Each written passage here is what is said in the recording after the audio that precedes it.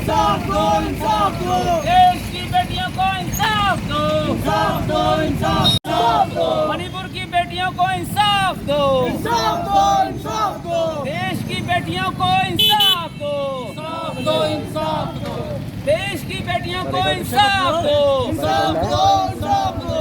मोदी सरकार मुर्दाबाद, मुर्दाबाद, मुर्दाबाद, मोदी सरकार मुर्दाबाद, मुर्दाबाद, मुर्दाबाद, बीजेपी सरकार मुर्दाबाद, मुर्दाबाद, इनकलाब जिंदाबाद, जिंदाबाद, जिंदाबाद, महिला शक्ति जिंदाबाद, जिंदाबाद, जिंदाबाद, युवा शक्ति जिंदाबाद, जिंदाबाद, जिंदाबाद, मुर्दाबाद, मुर्दाबाद, मुर्दाबाद, मणिपुर सरकार मुर्दाबाद, मुर्दाबाद, मुर्दाबाद, मणिपुर सरकार मुर्दाबाद, मुर्दाबाद, मुर्दाबाद, केंद्र सरकार मुर्दाबाद। मुर्दाबाद, मुर्दाबाद। सबसे पहले अपना परिचय दीजिएगा। मैं झलकारी विद्रोही जम्मू से। मैं बस आज यही बोलना चाहूँगी कि जो मणिपुर में जो एक हादसा हुआ है, जो एक दो महिलाओं को जो नंगा घुमाया गया है, तो वो बहुत ही शर्मनाक बात है।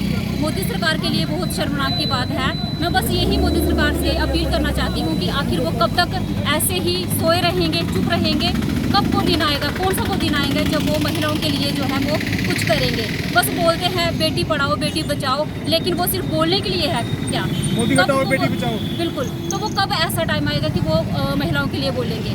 बस अब देखो, जैसे अब दिन ब दिन जो है वो महिलाओं के लिए खिलाफ जो है जुल्म जो है बढ़ता जा रहा है। पहले तो ये होता था कि महिलाओं को जलाया जाता था, लेकिन अब तो शरेआम जो है वो उनको नंगा घुमाया जा रहा है।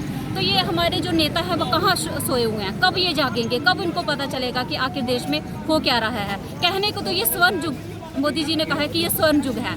कैसा स्वर्ण युग है? कैसे अच्छे दिन है? कब कैसे ये अच्छे दिन है? अगर ये अच्छे दिन है तो बुरे दिन किसको बोलेंगे?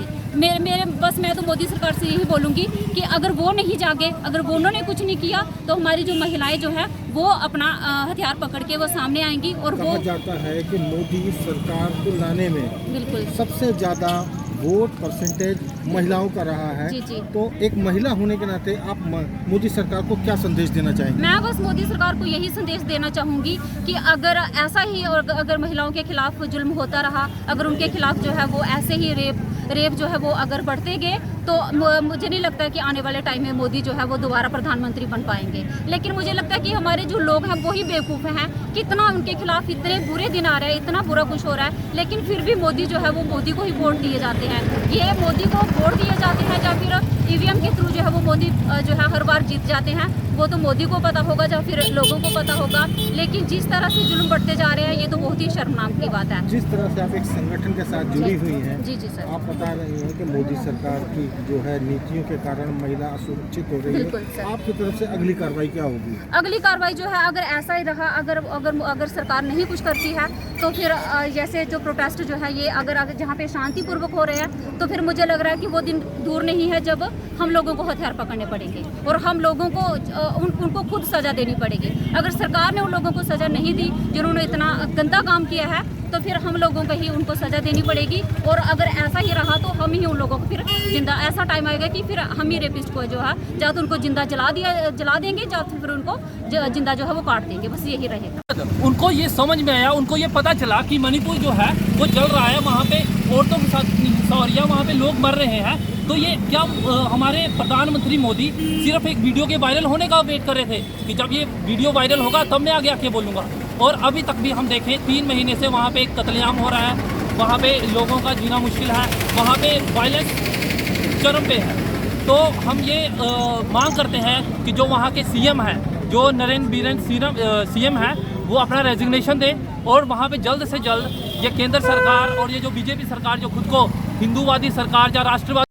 सर जी सर, आप एक एडवोकेट हैं, एक मामला देख रहे हैं कि देश में, पूरे देश में जो है एक महिलाओं के साथ जो है या दलितों के साथ या कमज़ोर वर्ग के साथ जिस तरह से अन्याय हो रहे हैं, उसमें कानूनी पक्ष के तौर पर आप अपनी राय दीजिए कि क्या सरकार के दावे या उसकी काम ठीक है कि नहीं? देखिए सर, इस देश में किसी व्यक्ति की सरकार नहीं है। इस देश में संविधान और कानून की सरकार है। कानून उस इलेक्टेड लोगों जिनकी सरकार होती है, वो सरकार कानून के माध्यम से चलती है।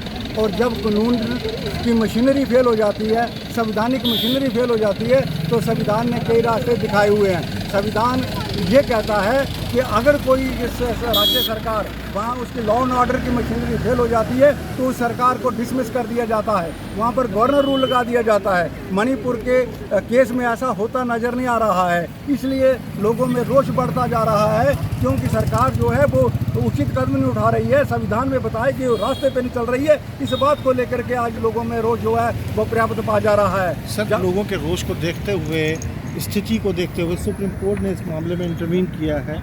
अगली क्या उम्मीद करते हैं कि क्या भाजपा अभी होश में आएगी या अब भी ऐसी स्थिति बरकरार रहेगी? जो सुप्रीम कोर्ट है वो हमारे संविधान का गार्डियन है, हमारे संविधान का वो संरक्षक है। उसके पास संविधान को देश में जिंदा रखना, संविधान की मान्यताओं को देश में लागू करवाने की बहुत बड़ी जिम्मेदारी है। जब सुप्रीम कोर्ट के संज्ञान में ये बात आई है कि वहाँ पर लॉ एंड ऑर्डर की सारी मशीनरी फेल हो चुकी है, वहाँ की राज्य सरकार जो है कॉन्स्टिट्यूशनल तौर से अपना निर्वाह अपने दायित्वों का निर्वाह नहीं कर रही है, तो सुप्रीम कोर्ट को बीच में आना पड़ा है और सुप्रीम कोर्ट को कहना पड़ा है अगर सरकार नहीं करेगी, केंद्र सरकार नहीं करेगी तो सुप्रीम कोर्ट करेगा। ये बात तो सुप्रीम कोर्ट ने की है। अब सवाल इस बात को लेकर के है कि मणिपुर में हो क्या रहा है। मणिपुर में जिस प्रकार से जातीय दंगे हो रहे हैं, जिस प्रकार से लोग एक दूसरे के लोगों को मारने का काम किया जा रहा है, जिस प्रकार के महिलाओं के ऊपर अत्याचार हो रहा है और सरकारें मूक दर्शन बनी बैठी हैं, ये बहुत दुर्भाग्यपूर्ण है। वहाँ की सरकार को तत्काल तरीके से डिसमिस किया जाना चाहिए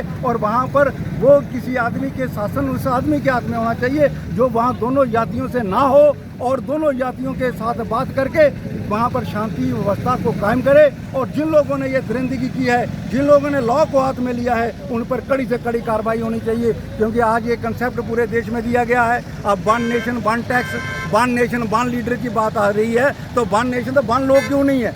वहाँ अगर वहाँ पर मणिपुर में लोगों को तकलीफ होगी, उनकी बहु बेटियाँ बहनों के साथ होगी, तो कठुआ के भी युवा जो है इसका विरोध करेंगे और सरकार पर ये पूर्ण दबाव बनाएंगे और सरकार से हम मांग करते हैं और सरकार जल्दी से जल्दी वहाँ की सरकार को डिसमिस करे, वहाँ पर गवर्नर रूल लगाए और ऐसे व्यक्ति को गवर्नर बनाया जाए जो दोनों समुदाय के बीच में ना हो, दोनों समुदाय से बात करके एक अच्छी वहाँ पर शांति की पहल हो। और बाकी जो भी हो रहा है बहुत दुर्भाग्यपूर्ण है कि सरकारें मिल करके अगर पक्षपात का काम करेंगी तो बहुत दुर्भाग्यपूर्ण होगा और वो देश के लिए किसी भी तरीके से ठीक नहीं होगा। इसलिए हमारी सरकार से ये मांग है कि जो वहाँ के मुख्यमंत्री हैं वो एक पर्टिकुलर बरादरी से आते हैं जिसके ऊपर ये आरोप लग रहे हैं कि वो लोगों की हत्या कर रहे हैं, लोगों के मकान जला रहे हैं, पुलिस उनके खिलाफ कार्रवाई नहीं कर रही है। ये जो महिलाएं थी ये तो पुलिस के संरक्षण में थी, अपनी जान बचाने के लिए पुलिस के पास गई हैं, इनके सामने इनके बाप और भाई की हत्या हो जाती है और पुलिस कुछ कर नहीं पाती है। इससे साफ जा रहे कि पुलिस वहाँ की जो है फेल हो चुकी है,